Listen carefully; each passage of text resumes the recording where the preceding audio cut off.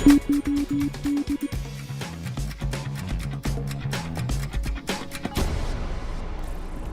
right, so my favorite word in meteorology is cumulonimbus. Yes. Okay, that's, Okay. we I like feel like we that. knew word, that. Thunderstorm clouds. Thunderstorm clouds, but you know, pyrocumulus is a cool name too, but it doesn't always imply a good thing. Can mean danger, and we've Yes. had another very active wildfire season in California, and this is related to some extreme fire weather behavior when you get to very large wildfires, especially in the American West. So pyrocumulus cloud, we'll break it down. Pyro is derived from the Greek word meaning fire, and cumulus is derived from the Latin meaning heap or pile. That's where you see those heaping, billowing cumulus clouds, but you put the pyro in there, it's caused by these wildfires.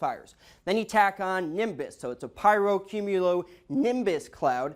Nimbus is Latin for dark cloud, usually meaning thunderstorm, so these pyrocumulonimbus clouds started by wildfires can create their own weather and thunderstorms and lightning. So this was from the Park Fire in Northern California on August 5th. The time lapse seeing that huge smoke plume go up into the atmosphere, tens of thousands of feet, up to 35,000 feet into the sky, and the winds push that smoke plume in one direction, but within that cloud it can rotate, it can create its own weather, you can get some dry lightning to spark new wildfires. So we'll go through here how these pyrocumulonimbus clouds form.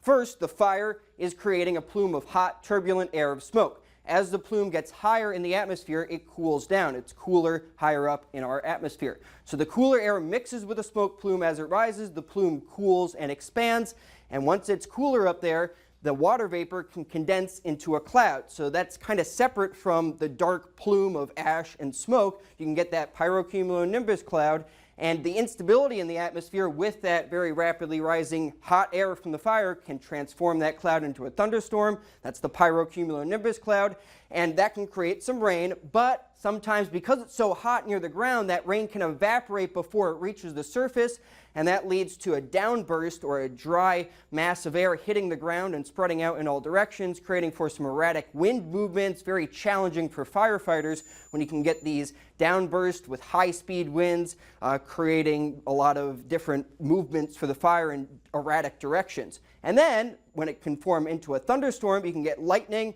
and that can be dry lightning where there's no rain present to start new wildfires. So it's kind of similar to how a normal thunderstorm forms. But with the pyrocumulonimbus cloud, the superheated updraft from the fire acts like the updrafts that we get with normal thunderstorms just because the sun is heating the ground. And that carries the relatively warmer air higher into the atmosphere where the surrounding air is cooler, condenses into that cloud. It can break through a stable barrier in the atmosphere because of just how hot these fires are. And within these pyrocumulus clouds, the hot air cools and condenses very efficiently using the smoke particles as cloud condensation nuclei. So all those invisible water vapor droplets and molecules in the atmosphere can condense onto these smoke particles, forming the cloud in the first place. You need that cloud condensation nuclei, and with the amount of smoke that's billowing up into the atmosphere, that can allow for a very efficient formation of these clouds. So you can even get some rotation within the smoke plume and these pyrocumulonimbus clouds. Check out this time lapse here. You can see the cloud rotating, all that fire and smoke being sent up into the atmosphere, and a scan of that cloud can unveil that deep and rotating updraft within it, sustaining these very strong, tall thunderstorm clouds created by these wildfires. From space, here's the Park Fire, which is what I've been using these examples from. This was on July 26th, the satellite image showing the south wind pushing all the clouds, the smoke plumes, the pyrocumulonimbus clouds towards the north. It was at 240,000 acres. Now it's at 430,000 acres, and it's 57% contained. So still burning north of Chico and near Paradise, which was unfortunately impacted by a fire a number of years ago. You can even get these clouds to go up so far into the atmosphere they form these smooth lenticular clouds on top. Pretty interesting and rare phenomena. But the tops of these pyrocumulonimbus clouds can often reach the cruising altitudes of jet aircraft or higher, 30 to 50,000 feet in the sky.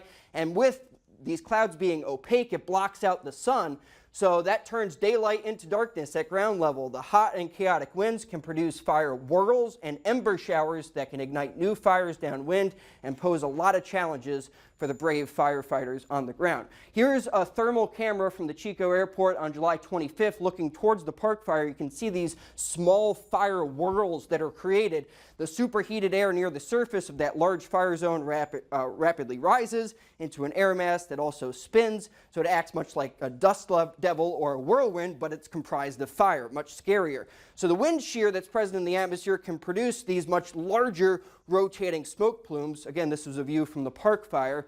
And you can even look at it on radar and see that rotation on velocity mode on radar. So there's a clear indication of a potential tornado strength pyrovortex, almost continuous, extreme, exotic fire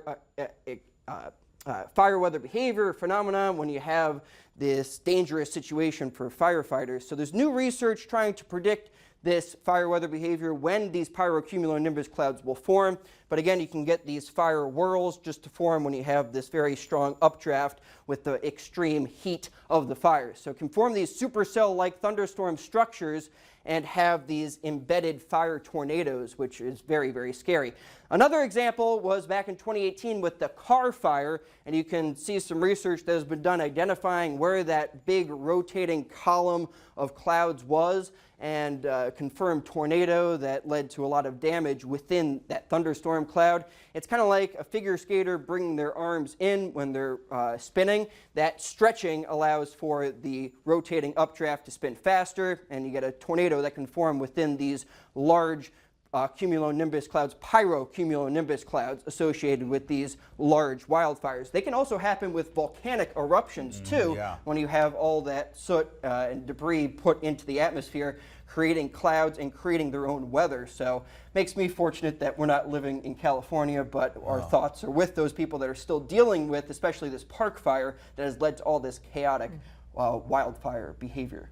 It's unfortunate because, again, it's creating its own, these fires create their own weather. So and it just causes, it's just over, the cycle, it's a vicious cycle. It's amazing. All right. Good stuff. Thanks, Jacob. You're welcome.